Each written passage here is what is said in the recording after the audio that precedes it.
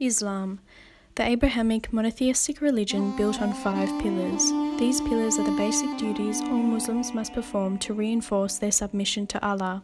Today we focus on the 5th and most prestigious pillar of Islam, Hajj. Hello and welcome to tonight's episode of Inside Islam. We'll be looking into the 5th Islamic pillar of Hajj, what it entails, and why it is so significant. Hajj is a pilgrimage to Mecca, which is the ultimate goal for all Muslims. The pilgrimage lasts from the 8th to the 12th Dhul Hijjah, which is the 12th and last month of the Muslim year. Over 2 million people make Hajj every year, and when this is combined with the intense 30 to 40 degree heat of the Saudi Arabia desert climate, it's clear to see why Hajj is so important to Muslims if they choose to endure these demanding conditions for the sake of their God. In this episode, we'll be following the faith journey of 4 Muslim women as they allow us to come alongside them on their pilgrimage to Mecca. Firstly, let's recap the first 4 pillars of Islam. Who is the love Number 1, Shahada. This is the declaration of faith. Muslims state, "There is no God but Allah. Muhammad is the messenger of Allah." This summarizes the Muslim belief, as monotheism is critical to their religion. Their life quite literally revolves around Allah. The words of Shahada are the first words a newborn baby should hear, and the last words heard by the dying. During life, Muslims should recite this often, provided they are of age. They need to have a conscious understanding of what they are saying.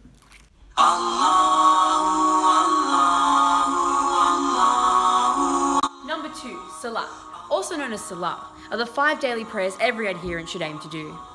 Allah ordered us to pray 5 times a day, so that's what we do. We pray at dawn, midday, late afternoon, at sunset, and before midnight. We say these prayers on a special prayer mat, which must be placed on a clean surface facing Mecca. This is called the Qibla, the proper direction. Before we pray, we must carry out wudu, which simply means washing our hands. Then we get on our knees and bow our heads to the ground, showing submission to Allah.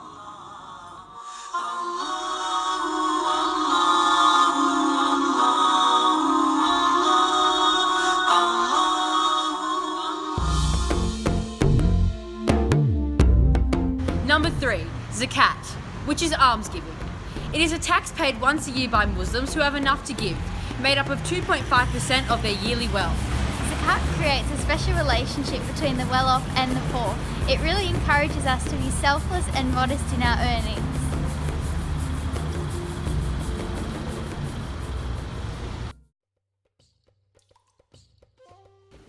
Number 4, Salam. This involves fasting from dawn to sunset each day during Ramadan, the 9th month of the Muslim calendar. They must abstain from eating, drinking, smoking, or engaging in sexual activity. They should also spend as much time as possible in prayer and meditation. Ramadan is a time for spiritual focus, forgiveness, and patience. It allows us to put our fortunate lives into perspective compared to those who go hungry every day.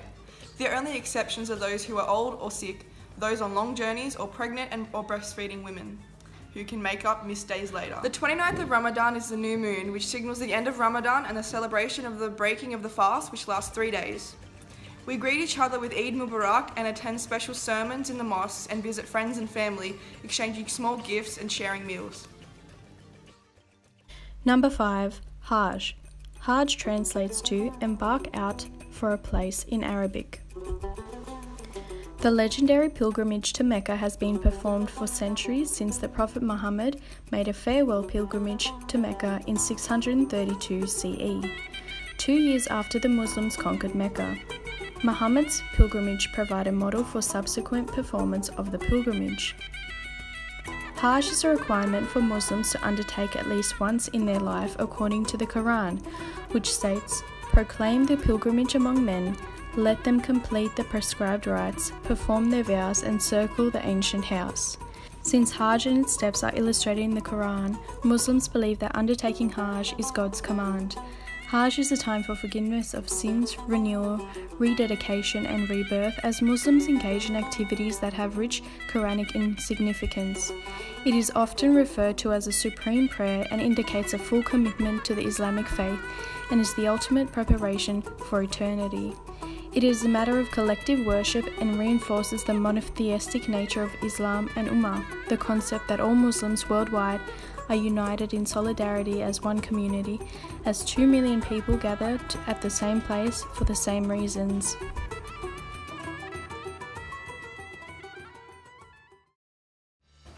We're currently outside of the house of Muslim sisters Malala, Adiba, Dima and Faria. We're going to pay them a visit and see how they prepare for the greatest religious tradition of their lives.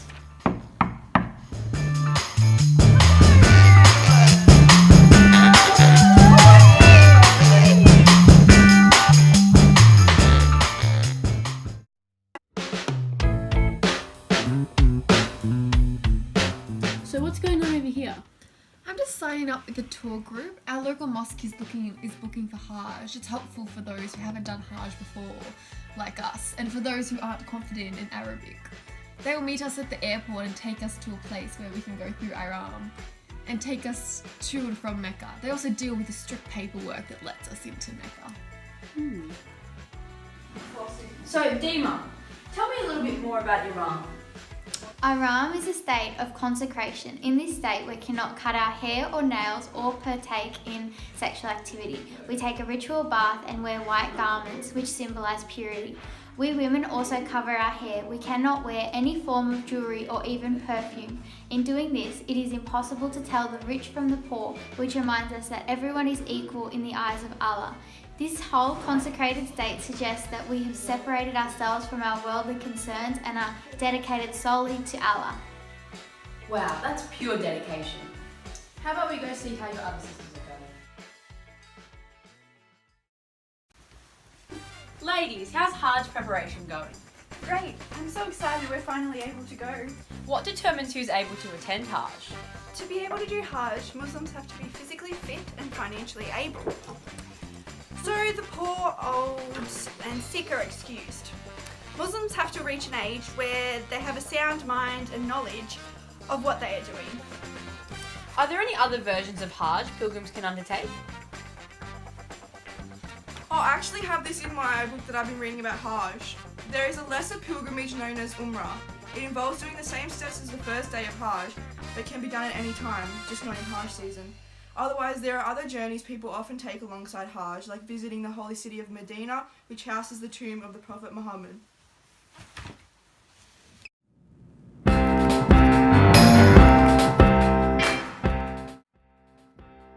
And so the girls begin their journey as they travel to Saudi Arabia. I will not be able to join them as the area around the cities of Mecca and Medina are prohibited to non-Muslims, making Hajj a more intimate experience.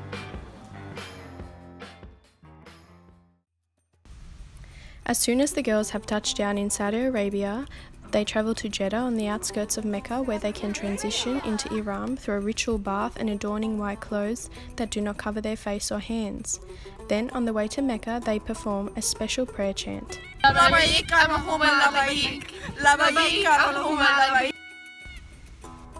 This prayer is known as Talbiyah and translates to "Here I am, my God, here I am," announcing their entrance to Allah. It is attributed to Abraham, a key Quranic figure when he instituted the pilgrimage ritual.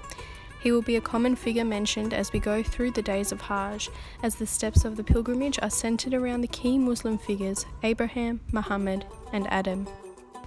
Tomorrow Hajj begins here at the Grand Mosque in Mecca. It contains a ginormous rectangular courtyard enclosed by various entrances and prayer spots. Right in the middle is the Kaaba, the house of God, the main focus of the pilgrimage. Kaaba literally translates to the cube, and that is what it is.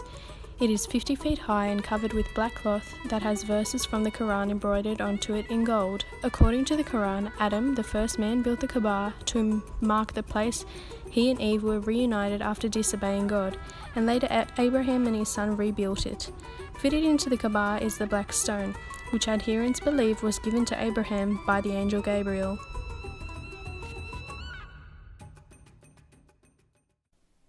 The sun rises on the 8th day of the month of Dhul Hijjah, signalling the first day of Hajj. The pilgrims set up their tents in Mina yesterday, where they have been praying and reading the Quran all night. Today they enter Mecca and make a sevenfold circumambulation called Tawaf of the Kaaba with a cry, "At your service, Lord God."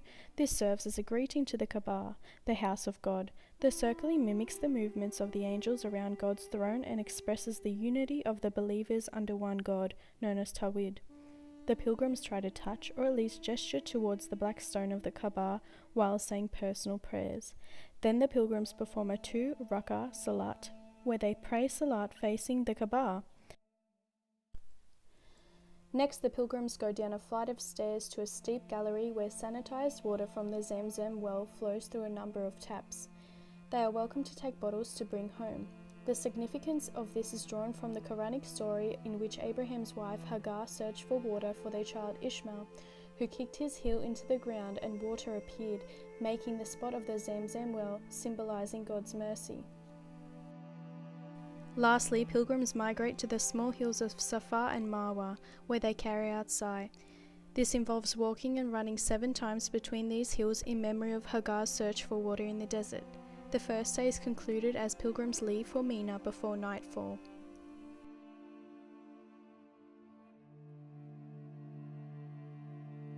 Pilgrims leave for Mina just after dawn to travel to Arafat for the highly significant day of Arafat, known as the peak of the pilgrimage. They spend their entire day standing on the desert plains of Arafat near the Mountain of Mercy, where Muhammad gave his sermon on the farewell pilgrimage. The pilgrims ask Allah for forgiveness and make supplications. This gives them a taste of the Day of Judgment, when it is believed that Muslims who completed Hajj will appear in their Hajj garments and be judged by Allah on whether they are ready for the afterlife.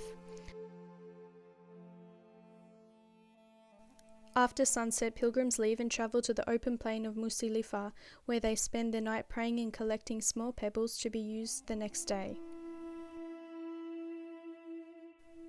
Pilgrims return to Mina before sunrise. Here they throw pebbles at the pillars that represent the seduction of Ibis, the devil of Islam. A 2-story ramp accommodates the millions of people. When throwing stones, the pilgrims remember the story of Ibis's attempt to dissuade Abraham from following God's command to sacrifice his son. The story also tells that Ibis called out to Ishmael, Abraham's son, 3 times in an attempt to tempt him out of being sacrificed. This also represents the pilgrims' own personal rejection of evil and their own resolve to withstand any temptation that come their way. After this, most pilgrims will slaughter an animal, generally a goat, sheep, camel or cow, as a sacrifice, symbolic of their willingness to part with something precious for God, which aligns with Abraham being willing to sacrifice his only son. This sacrifice is made by Muslims all over the world on the same day, known as Eid al-Adha, which translates to Festival of Sacrifice. This reminds Muslims of Abraham and Ishmael's willingness to sacrifice and shows their own willingness. It is also a chance for adherents to give thanks to God and to show concern, to share with the poor. After this, the state of consecration comes to an end, signified by the shaving of one's head or the cutting a lock of hair. Pilgrims can remove their white garments and engage in regular behavior with the exception of sexual behavior. This represents the new, fresh person they have become on account of doing Hajj and how they have left the consecrated state. They return to Mecca for the second circling of the Kaaba. Some pilgrims may leave after this day.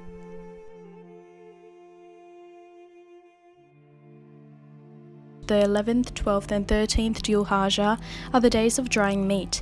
During this period, a new cover is put over the Kaaba. Each day the pilgrims cast 7 pebbles at each of the 3 pillars of Mina.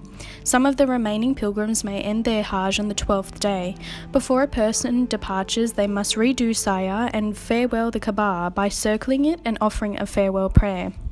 O Lord, do not make this my last visit to your house and grant me the chance to return here again. The girls have returned home from Hajj. Let's see how it went for them. What's going on here, girls? Upon returning home, it is tradition for pilgrims to decorate the walls of their house to commemorate their journey. We have now earned the honorific title of Hajjah, which is given to women who undertake the great prestige of Hajj. For men, it's Haji. Thank you for tuning in to this episode of Inside Islam. We hope you learnt some valuable information about the fascinating 5th pillar of the Muslim faith. See you next time. Good night.